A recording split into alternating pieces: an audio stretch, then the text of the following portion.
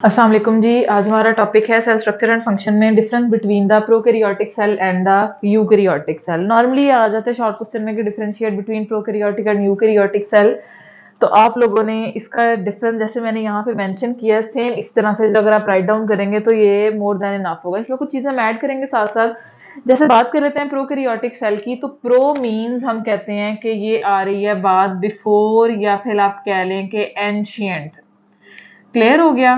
उसके बाद कैरियोटिक जो है वो टर्म कैरियन से निकला है जिसका क्या मतलब है न्यूक्लियस। और हमारे पास ये प्रोकैरियोटिक सेल जो है वो 3500 मिलियन ईयर्स एगो, यानी कि इसकी इतनी ज्यादा एज है। अगर हम यूकैरियोटिक की बात कर लें तो यू हम कह रहे होते हैं बेसिकली ट्रू को, और कैरियोटिक कह रहे होते हैं न्यूक्लियस को। ठीक हो गया। और इसकी एज अगर हम कर लें तो ये 2500 मिलियन ईयर्स एगो होगी। अच्छा जी, प्रोकैरियोटिक सेल पहले भी जैसे बताया कि इसके अंदर डिफाइन न्यूक्लियस नहीं होगा। डिफाइन न्यूक्लियस से मुराद ये है कि इसका जो न्यूक्लियस है या जो इसका डीएनए है उसके अराउंड न्यूक्लियर मेम्ब्रेन नहीं मौजूद होगी। तो हम कहते हैं cell having freely disperse DNA in the cytoplasm. जैसा कि हमने बैक्टीरियल सेल को लास्ट टॉपिक में पढ़ा और बहुत डिटेल से डिस्कस किया कि उसके डीएनए के अराउंड कोई न्यूक्लियर मेम्ब्रेन नहीं होती, कोई एनवेलप मौजूद नहीं होता। तो वो कहते हैं कि ऐसा सेल जिसमें डीएनए साइटोप्लाज्म में डिस्पर्स होगा फ्रीली इज प्रोकैरियोटिक सेल, और जिसमें डीएनए जो है वो इनक्लोज्ड होगा। हमने देखा था न्यूक्लियर एनवेलप, और इसमें हमारा क्रोमेटिन मटेरियल, न्यूक्लियोलस, न्यूक्लियोप्लाज्म, ये सब चीजें थी। ये हमारे पास क्या होगा यूकैरियोटिक सेल। वो ऑर्गेनिज्म जो प्रोकैरियोटिक सेल पॉजेस कर रहे होंगे आर प्रोकैरियोट्स, और वो ऑर्गेनिज्म जो यूकैरियोटिक सेल से बने होंगे आर यूकैरियोट्स। अब यूकैरियोट्स में हमारे पास प्लांट सेल आ जाता है, एनिमल सेल आ जाता है, फंजाई आ जाता है, एल्गी आ जाता है। प्रोकैरियोटिक सेल में बैक्टीरिया आ जाता है, आर्की आ जाता है, साइनोबैक्टीरिया वगैरह इंक्लूड होते हैं। फिर वो कहता है कि प्रोकैरियोट में कोई मेम्ब्रेन बाउंडेड ऑर्गेनेल मौजूद नहीं होगा। Golgi apparatus, mitochondria, endoplasmic reticulum, cytoskeleton वगैरह कुछ भी नहीं। जबकि इसके अंदर वो कहता है कि तमाम मेम्ब्रेन बाउंडेड ऑर्गेनेल होंगे, जिनके मैंने भी नाम लिया। एंडोप्लाज्मिक रेटिकुलम हो गया, गोल्जी कॉम्प्लेक्स हो गया, उसके अलावा हम कहते हैं लाइसोसोम्स हो गए, उसके अलावा हमारे पास माइटोकॉन्ड्रिया आ जाता है, गोल्जी कॉम्प्लेक्स, एंडोप्लाज्मिक रेटिकुलम, बेतहाशा स्ट्रक्चर्स हमने डिस्कस किए, वैक्यूल वगैरह ये सब आ जाते हैं। उसके बाद वो कहते हैं इसके अंदर जो राइबोसोम का साइज है वो 70 स्वेडबर्ग यूनिट है, यानी कि स्मॉलर है।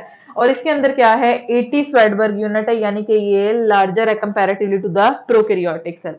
उसके बाद कहते हैं कि इंक्लूजन जिसमें भी होती है, इंक्लूजन जिसमें भी होते हैं, ये डिफरेंस नहीं होगा, ये सिमिलैरिटी होगी तो इसलिए इसको राइट डाउन करने की जरूरत नहीं है। लेकिन इसमें डिफरेंस क्या होगा कि इसमें inclusion glycogen, lipid droplets, pigments वगैरह होते हैं। इसके अंदर जो है वो ग्लाइकोजन वगैरह आप कह लो कि हमारे पास स्टोर्ड फूड वगैरह होती है। उसके अलावा वेस्ट में alcohol, acetic acid, lactic acid, ये सब चीजें मौजूद होती हैं।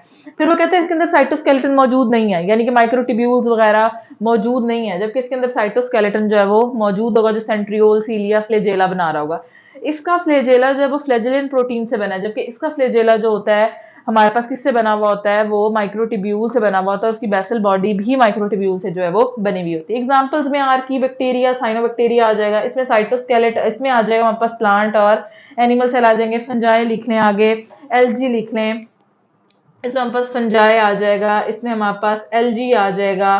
ये सारे हमारे पास क्या है यूकैरियोट्स हैं। फिर वो कहता है कि इसके अंदर सेक्सुअल रिप्रोडक्शन हो रही होती है सिर्फ कंजुगेशन के प्रोसेस के थ्रू।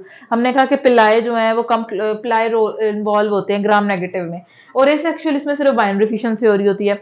जबकि अगर हम बात करें इसमें सेक्सुअल और एसेक्सुअल की, तो इसमें डिफरेंट मोड्स ऑफ आप कह लें मेथड्स मौजूद हैं एसेक्सुअल रिप्रोडक्शन के भी, और क्योंकि प्लांट और एनिमल दोनों फॉल कर रहे हैं इसमें।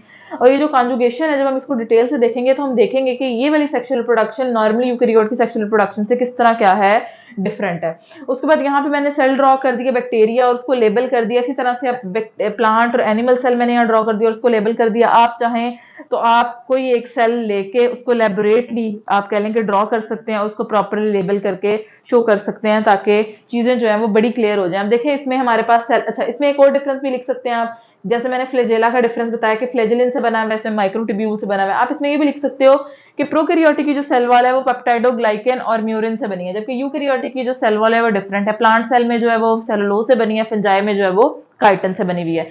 तो ये चीजें जो हैं आप लोग जो है वो राइट डाउन कर सकते हो। उसके अलावा इसमें मीजोसोम्स मौजूद होते हैं सेलुलर रेस्पिरेशन के लिए, फोटोसिंथेसिस, डीएनए रेप्लिकेशन के लिए। जबकि इसके अंदर हम कहते हैं कि क्लोरोप्लास्ट प्लास्टिड्स मौजूद है फोटोसिंथेसिस के लिए, और इसमें सेलुलर रेस्पिरेशन के लिए जो है वो माइटोकॉन्ड्रिया जो है वो मौजूद होगा। ये था basically major difference between the prokaryotic and eukaryotic cell. अगर इसमें कोई कंफ्यूजन हो, कोई बात ना समझ आई हो तो कमेंट सेक्शन में लाजमी पूछें, लाजमी बताएं। वीडियो को मैक्सिमम लाइक शेयर और सब्सक्राइब करें ताकि दूसरे लोगों को भी इस वीडियो से जो है वो फायदा हो। Thank you.